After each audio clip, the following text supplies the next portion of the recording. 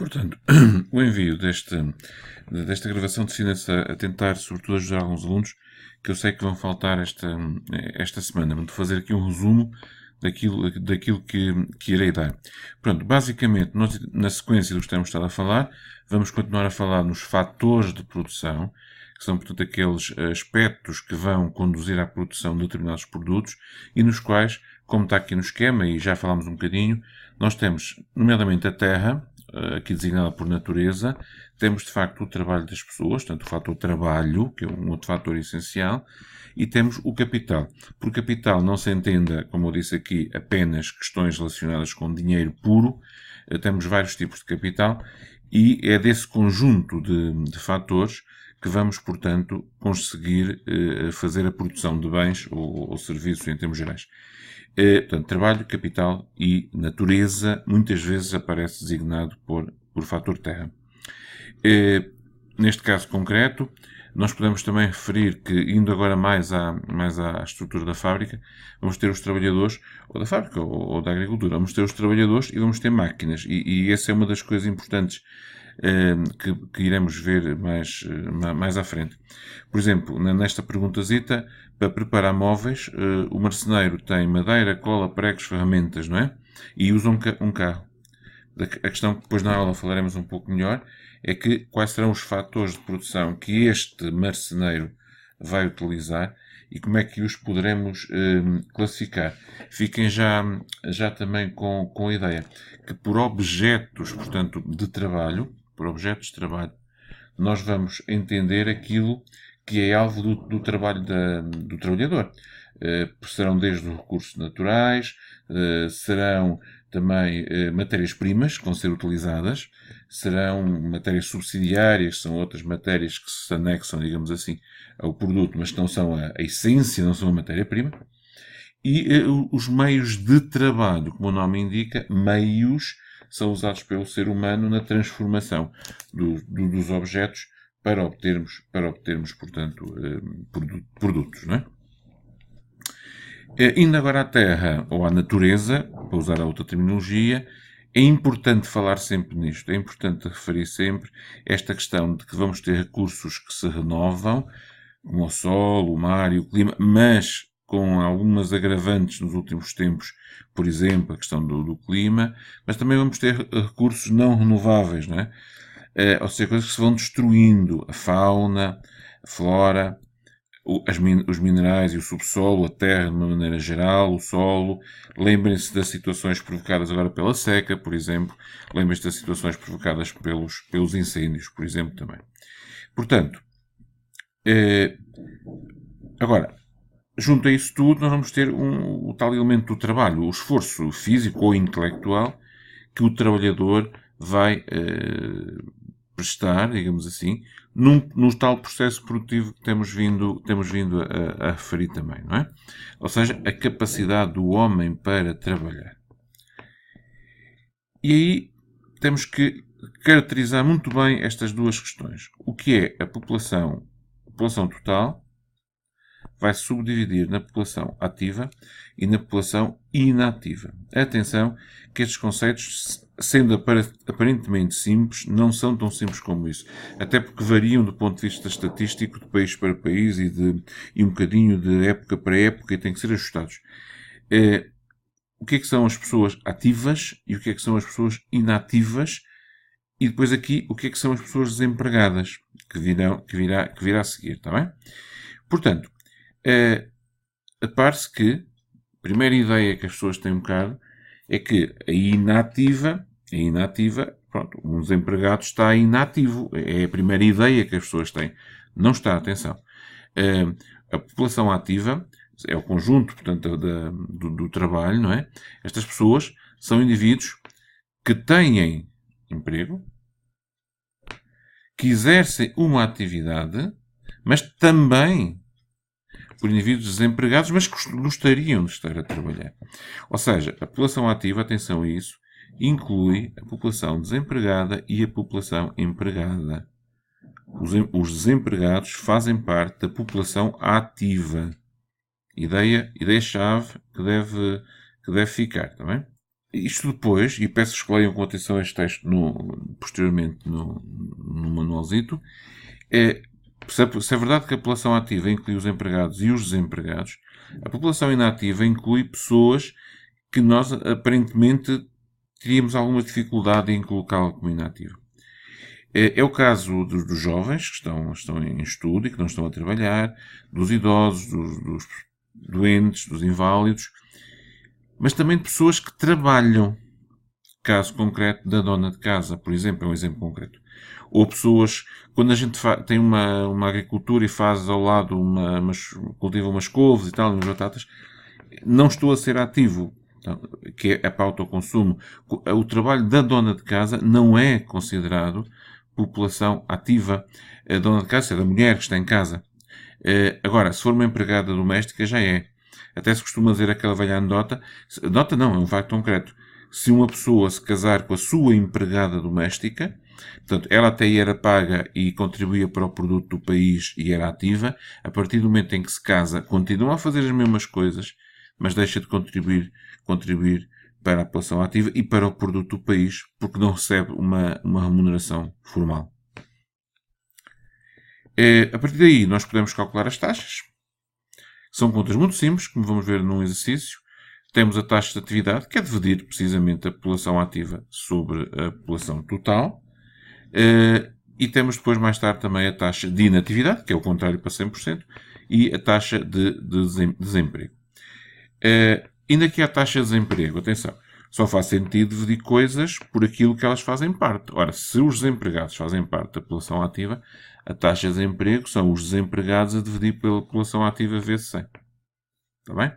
Por exemplo, neste esquemazinho aqui de Portugal, temos aqui alguns anos, depois veremos nas aulas anos mais recentes, temos aqui alguns anos em que a taxa de desemprego, ou seja, aquelas pessoas que estão desempregadas, mas mas que procuram emprego, atenção, estar desempregado não é estar sem fazer nada, não é bem isso. Nós temos, em 2001, uma taxa relativamente baixa, 4%, mas vejam o aumento progressivo da taxa de desemprego até 2011, ainda continua a subir mais algum tempo e está agora numa fase de redução. Alertava-vos também desde já, porque essas questões são importantes, para dois fenómenos em Portugal. As mulheres normalmente, comparem os números, as mulheres normalmente têm valores mais elevados de desemprego e um dos grandes problemas em Portugal, e vejam este valor, 30%, um dos grandes problemas em Portugal é, de facto, a taxa de desemprego dos jovens. Ou seja, as pessoas entre 15 e 24 anos, ou essas idades variam ligeiramente, mas entre 15 e 24 anos, neste caso, que estavam desempregadas. Portanto, 30% dos jovens estavam desempregados em 2011 e estes valores continuam muito altos e são um dos problemas mais graves a nível do desemprego em Portugal. O desemprego jovem. Também vos queria chamar a atenção aqui para este pequeno pormenor, mas que se entende bem, portanto não é especialmente confuso. Esta questão do género, homens e mulheres, também tem a ver onde é que eles trabalham. Repare-se que, por regra, a população empregada é maior no masculino, que é o verde, do que no feminino, mas depois vamos ver, por exemplo, aqui no secundário, que é o setor, portanto, sobretudo das empresas, fábricas, construção civil, essas histórias, nós vamos ter muita gente empregada, homens, verdes, poucas mulheres, mas já no setor terciário, em que temos profissões como o ensino, professores, médicas, profissões administrativas, nós já temos mais mulheres do que homens empregados no setor terciário. E essa questão da taxa de atividade, repare-se, tem também alterações normais. Porquê? Porque assim, a taxa de atividade tem a ver com pessoas que estão situadas na vida ativa, portanto, a partir de uma certa idade e até uma certa idade. Se a população está envelhecida, obviamente, se existem mais velhos, esses idosos não contam para os ativos. Logo, quanto mais envelhecida for uma população, nós vamos ter menos ativos, menor vai ser a taxa de atividade. E quer dizer que nos países ricos a taxa de atividade normalmente é menor. Porquê? Porque as pessoas vivem mais tempo, há mais idosos e, portanto, é natural que haja menos população ativa. Por outro lado, o facto da escolaridade obrigatória ser maior, isto é, haver mais pessoas a estudar até mais tarde, também vai fazer que eles entram mais tarde na vida ativa e logo a taxa de atividade vai também diminuir, o que também acontece normalmente nos países mais desenvolvidos. Os jovens têm mais anos de escolaridade e, portanto, se têm mais anos de escolaridade, a taxa de atividade vai reduzir-se porque, digamos, só fora da escolaridade obrigatória é que a pessoa passa a ser ativo, digamos assim. E sobre essa questão dos desempregados, eu queria chamar-vos a atenção que para ser desempregado não basta não ter emprego. Por vezes a pessoa está desempregada, não consegue arranjar emprego, vai desistindo e há uma altura em que deixa de procurar, deixa de ser desempregado. Isto é, as pessoas têm que ter procurado emprego nos últimos dias para serem consideradas desempregadas. Daí aquelas questões de apresentação, de propostas que têm que entregar, em como andaram à procura de emprego, essas questões. Bem, se a taxa da população ativa tinha a ver com os ativos, a taxa de desemprego, está aqui um exemplo muito claro. Portanto, é a população desempregada a dividir pela população ativa vezes 100. Neste caso concreto, nós tínhamos aqui um sistema que tinha 900 a nível de desempregados, dividimos pela população ativa, não pela total, porque não se esqueçam que os desempregados fazem parte da população ativa, logo divididos pela população ativa, e vamos obter, neste caso, 15%. São contas simples que faremos depois nas aulas algumas. Queria chamar a atenção também para este pequeno pormenor, uma coisa que vocês vão dar em geografia, portanto aqui vou referir pouco, que é a questão da esperança de vida, que é um conceito que provavelmente eram no 7º ou 8º ano. É fácil de perceber, já tem alguns anos, mas percebe-se bem, que este é um país subdesenvolvido, pobre. Este é um país tipo europeu, desenvolvido, rico. Porquê? Porque, vejam, muitos filhos, aqui, poucas pessoas idosas, porque a taxa de mortalidade é grande e vai progredindo através de uma pirâmide. Vejam como na Europa e nos países ricos isto é ao contrário.